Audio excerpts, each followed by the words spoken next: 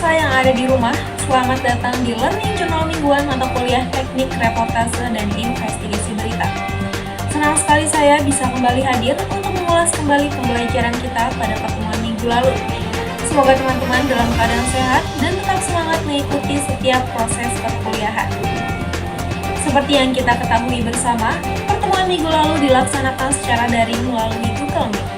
Walaupun tidak bertemu secara langsung, suasana kelas tetap berjalan dengan kondusif, aktif, dan menyenangkan. Setiap kelompok mempersiapkan materi serta praktiknya dengan sangat baik.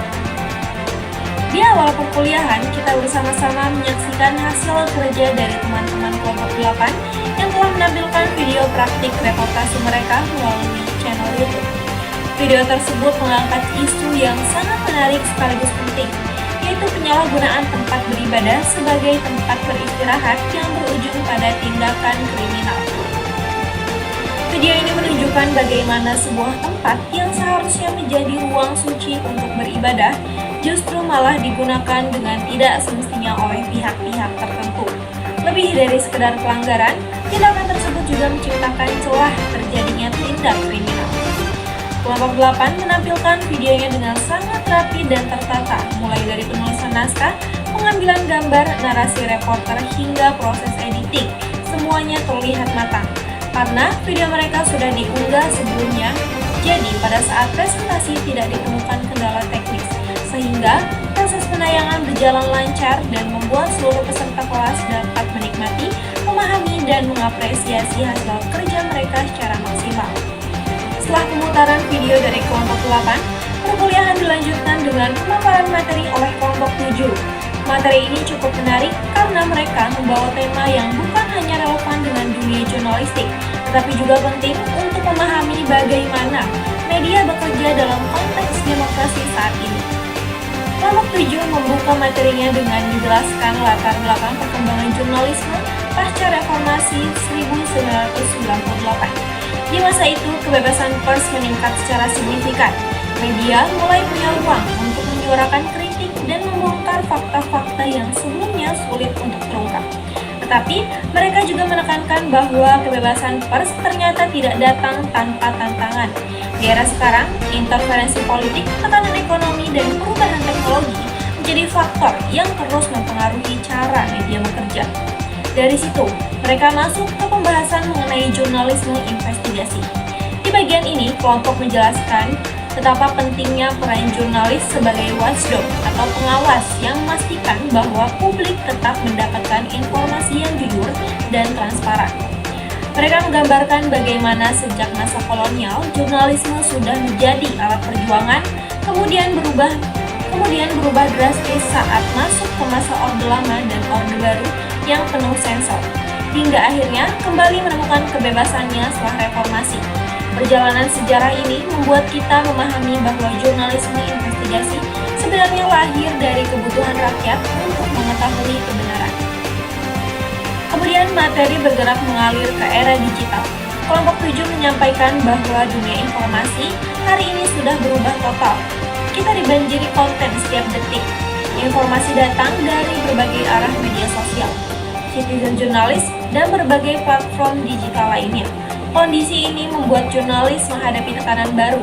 Mereka harus bergerak cepat, tapi pada saat yang sama tetap menjaga akurasi.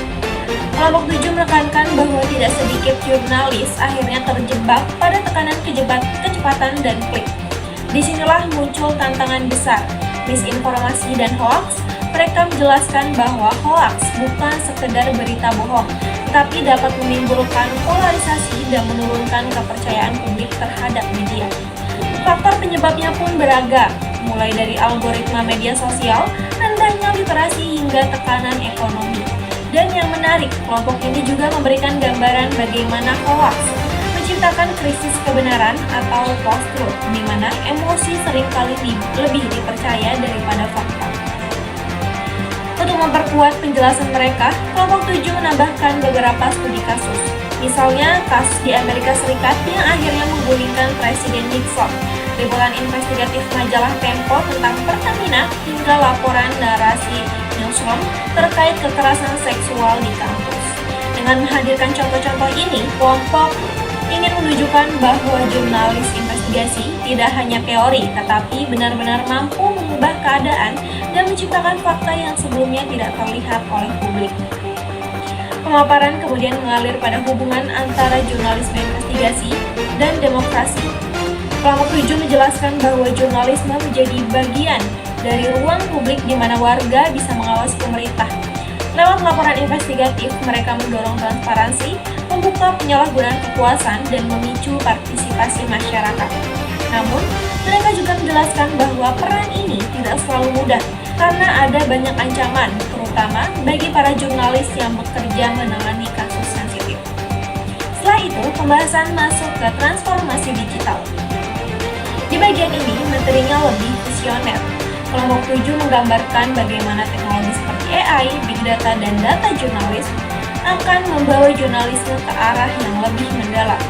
Kolaborasi internasional seperti Panama Papers menjadi contoh bahwa masa depan jurnalisme bukan lagi bergerak sendiri-sendiri, tetapi saling terhubung secara global.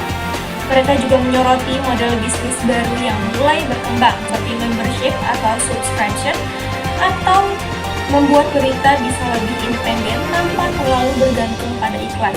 Namun, mereka tetap mengingatkan bahwa tidak ada teknologi yang bisa menggantikan etika, integritas, dan profesionalisme seorang jurnalis.